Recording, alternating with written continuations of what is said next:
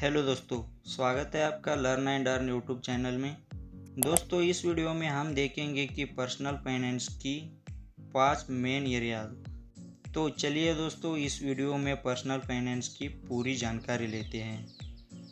दोस्तों, personal finance में 5 main areas होते हैं। 5 main areas of personal finance. Number 1 income, number 2 budgeting, number 3 saving, number 4 investing, number 5 emergency fund. दोस्तों, income तो हम सभी का कहीं ना कहीं से आता ही है। किसी का सैलरी का आता है, किसी का दुकान होगा, कहीं ना कहीं से आता है। मगर दोस्तों, हम सभी का वन वे ऑफ इनकम होता है, यानी कि किसी एक ही तरफ से इनकम आती है, और वह भी एक्टिव इनकम होता है, यानी कि जितना काम करो उतना ही इनकम मिलता है। बल्कि दोस्तों, हमारी एक से ज़्यादा इनकम सोर्स होना चाहिए, और वह भी पैसिव इनकम होना चाहिए, यानी कि हम कोई काम एक बार करके छोड़े तो लगातार इनकम आती रहे, लाइक रेंटल इनकम, इन्वेस्टमेंट और यूट्यूब वीडियो एक्सेट्रा। अगर आपके भी एक से ज़्यादा पैसिव इनकम है तो बहुत बढ़िया। इन जैसे इनकमों को पर्सनल फाइनेंस में हेल्दी माना जाता है। तो अब है दोस्तों बजटिंग।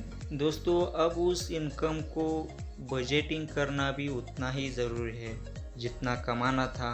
दोस्तों, बजटिंग के लिए इंटरनेट पर बहुत सारे वीडियोज़ हैं। उन वीडियो में अलग अलग तरीके बताते हैं, मगर दोस्तों मुझे पर्सनली अच्छा लगी है 2005 में published all your worth the ultimate life time money plan. इस बुक में बताई गए 50-30-20 रूल। दोस्तों, इस रूल के हिसाब से हमारी इनकम की 3 भाग होते हैं।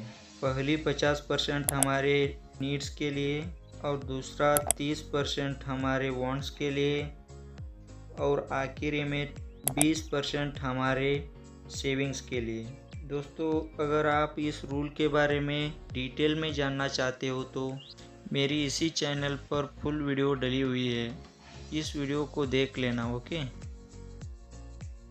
और अब है दोस्तों सेविंग। दोस्तों, सेविंग करना भी बहुत ज़रूरी है। अगर हम जितना इनकम आता है उतना खर्चा करते गए तो इमरजेंसी टाइम में हमारा बहुत बुरा हाल होगा। जो मैंने 50-30-20 रूल के बारे में बताया था ना, उस रूल के हिसाब से अपनी इनकम की 20% तो सेविंग करना ही होगा दोस्तों। और अब है इन्वेस्टिंग। दोस्तों, हम सेविंग तो कर लिया, मगर इस सेविंग को ऐसे ही घर में या बैंक में तो रख नहीं सकते, क्योंकि इन्फ्लेशन की वजह से रखी गई अमाउंट साल दर साल कम ही होता जाएगा। तो इसीलिए उस अमाउंट को हमें कहीं ना कहीं इन्वेस्ट करना ही पड़ता है, वह चाहे गोल्ड में हो, रियल एस्टेट में हो, या फिर शेयर मार्केट में हो। तो अब है दोस्तों बहुत ही इम्पोर्टेंट इमरजेंसी फंड। दोस्तों, इमरजेंसी में कुछ भी हो सकता है। कई बार हमें मेडिकल इमरजेंसी आ सकती है, या फिर फैमिली में किसी को आ सकती है।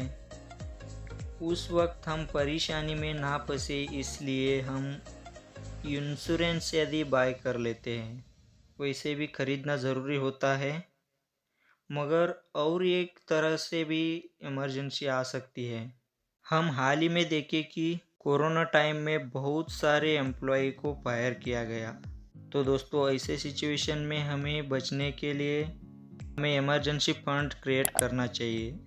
दोस्तों, जो हमारी मंथली नीड्स होती है उस अमाउंट गुना 6 जितना हमारे इमरजेंसी फंड में होना चाहिए।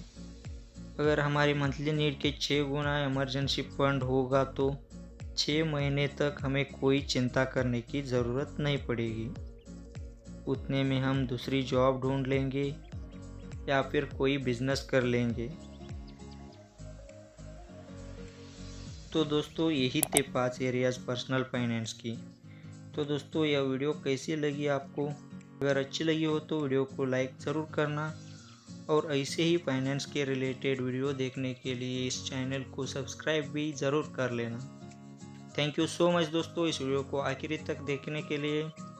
तो फिर मिलते हैं नेक्स्ट वीडियो में, तब तक के लिए जय हिंद, जय भारत।